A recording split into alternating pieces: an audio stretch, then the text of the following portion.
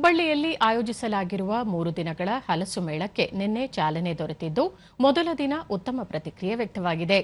ಮೇಳದಲ್ಲಿ 50ಕ್ಕೂ ಹೆಚ್ಚು ಮಳಿಗೆಗಳನ್ನು ತೆರೆಯಲಾಗಿದ್ದು ಹಲಸಿನ ವಿವಿಧ ತಳಿಗಳು ಹಾಗೂ ತರೇವಾರಿ ಖಾದ್ಯಗಳು ಗ್ರಾಹಕರನ್ನು ಸೆಳೆಯುತ್ತಿವೆ. ರಾಜ್ಯದ ಹಲವು ಭಾಗಗಳ ರೈತರು ಮತ್ತು ಉತ್ಪಾದಕರು ಮೇಳದಲ್ಲಿ ಪಾಲ್ಗೊಂಡಿದ್ದು ಹಲಸಿನಿಂದ ತಯಾರಿಸಿದ ಹೋಳಿಗೆ, ಬಿರಿಯಾನಿ, ಪಕೋಡಾ, ಕಬಾಬ್, ಮಂಚೂರಿಯನ್ ಮತ್ತಿತರ ತಿನಿಸುಗಳು ಪ್ರಮುಖ ಆಕರ್ಷಣೆಯಾಗಿವೆ.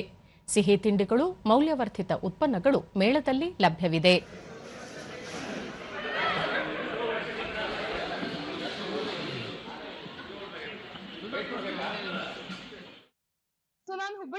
ದೂರದರ್ಶನದೊಂದಿಗೆ ಗ್ರಾಹಕಿ ಸುಪ್ರಿಯಾ, ಹಲಸಿನ ವಿವಿಧ ಖಾದ್ಯಗಳು ಆಕರ್ಷಣೀಯವಾಗಿದೆ ಎಂದರು.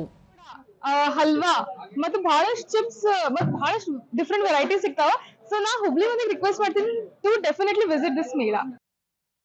ಗ್ರಾಹಕ ವಿನಯ್, ವಿಶೇಷವಾದ ಖಾದ್ಯಗಳು, ತರಹೇವಾರಿ ತಿನಿಸುಗಳು ಲಭ್ಯವಿದೆ ಎಂದು ಹೇಳಿದರು. ಒಳ್ಳೆ ರೆಸ್ಪಾನ್ಸ್ ಇದೆ. ಮತ್ತೆ ಹಲಸಿನ ಕಬಾಬು, ಮಂಚೂರಿಯನ್ ಸಿಕ್ಕಾಪಟ್ಟೆ ಪಾಪ್ಯುಲರ್ ಆಗಿದೆ. ನಾವು ಹಲಸಿಂದ ಸುಮಾರು ಒಂದು 12 ಬಗೆಯ ಖಾದ್ಯಗಳನ್ನ ನಾವು ರೆಡಿ ಮಾಡ್ತೀವಿ. ಮಳಿಗೆ ಕೇಂದ್ರದ ಮಾಲೀಕ ಶರತ್ ಕುಮಾರ್ ಶೆಟ್ಟಿ, ಮೇಳಕ್ಕೆ ಜನರಿಂದ ಉತ್ತಮ ಬೆಂಬಲ ವ್ಯಕ್ತವಾಗುತ್ತಿದೆ. ಹಲಸು ಪ್ರಿಯರು ಸದುಪಯೋಗ ಪಡೆದುಕೊಳ್ಳಬೇಕು ಎಂದರು. ಆಸೆಯ ಆಕರ್ಷಣೆ ತೀರಿಸುವ ಒಂದು ಬಯಕೆ ಎಲ್ಲ ಹಲಸಿನ ಪ್ರಾಡಕ್ಟ್ಗಳು ಈ ಸ್ಟಾಲಿನಲ್ಲಿದೆ. ತಾವೆಲ್ಲರೂ ಆರ್.ಎನ್. ಶೆಟ್ಟಿ ಸಭಾಭವನ ಹುಬ್ಬಳ್ಳಿ ಇಲ್ಲಿ ಬಂದು ಈ ಮೇಳದಲ್ಲಿ ಭಾಗವಹಿಸಿ ಇನ್ನು 3 ದಿನ ತನಕ ಅಂದ್ರೆ ಸಂಡೇ ರಾತ್ರಿ 9:30 ತನಕ ಈವೆಂಟ್ ನಡೀಲಿಕ್ಕಿದೆ.